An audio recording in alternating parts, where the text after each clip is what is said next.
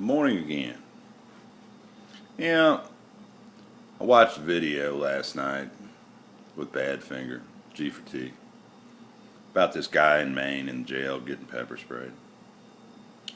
And this video is not about that incident, okay? Let's start there. The next video is going to be, but this one is.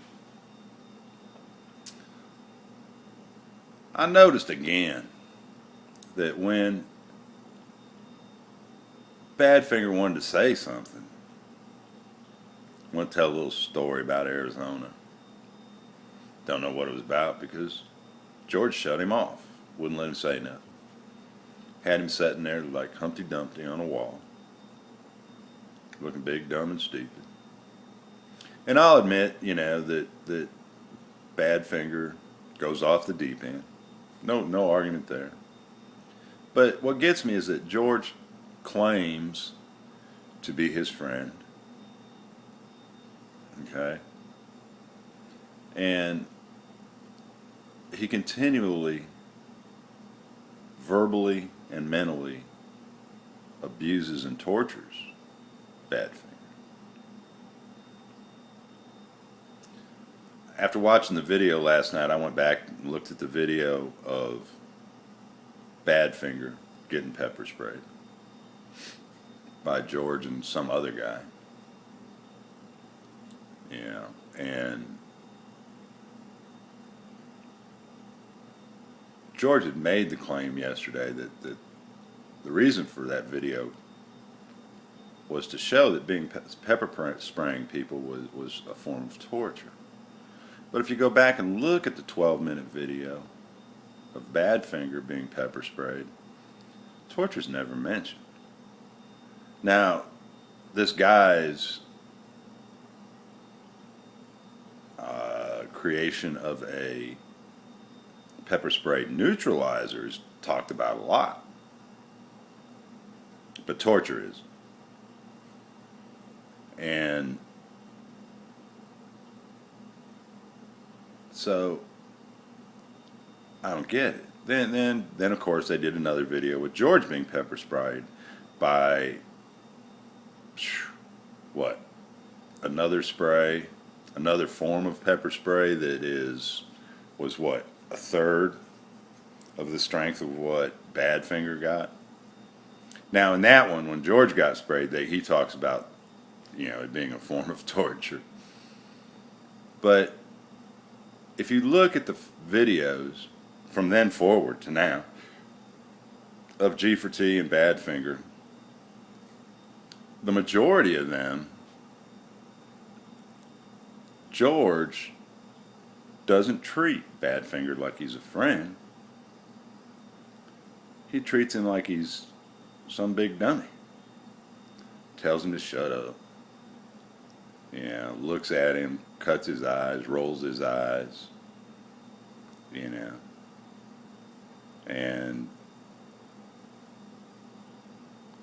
when they have a disagreement, George just disappears and leaves him, alone for weeks, which is a pattern I've seen with George. Whenever he disagrees with somebody, that's what he does.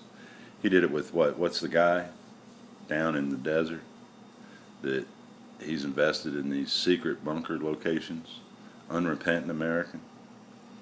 Yeah, last video that they put out together, Unrepentant America made some comments that just totally disagreed with George. Whether George didn't say he disagreed with him, but you can tell by the way the comments that were made, that they were not in agreement about the topic. So all of a sudden, poof, you never hear about Unrepentant American. So, I don't know. Was George really involved in the ownership of those bug-out locations in the desert, or was that just him talking smack again? See, what I've come to realize is that George is a little control freak. And he has no control over his life, really. He lives with his parents-in-law. It's not his house. So he really has no say about what goes on at home, because he's homeless, which is why he lives outside in his tent and in his tiny house. Yeah. And he's trying to control Badfinger, and it would appear based on last night's video that to some extent he's having success at it. Because when Badfinger wanted to tell a story about Arizona, you know, George just very rudely, in my opinion, started to let him talk, and a few seconds into it said, well, this is going to take a long time, I can tell.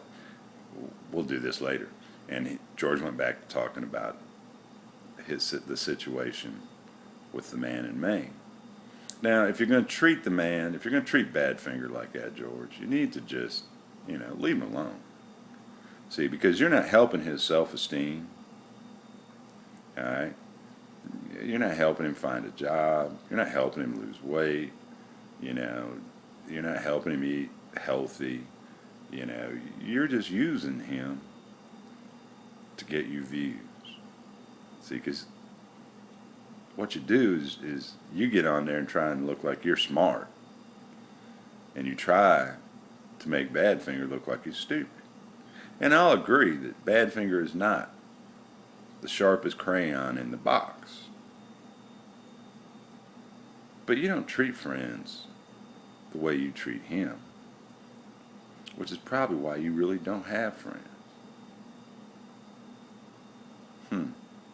I mean, you got Ren up in Sacramento, but you're using him to do the dating thing on Survive and Thrive TV, which I don't believe is really yours. Okay, you say you're a founder of it. Okay, but I'm guessing whoever CJ is really owns that. Yeah, you need to get a job, get your family a place to live. Quit abusing poor Badfinger and start watching a little news. Other than just some of that bullshit, you alternative media, it ain't no better than the mainstream. You might get a little different view on life if you watch them both, like I do. Well, that's it for this.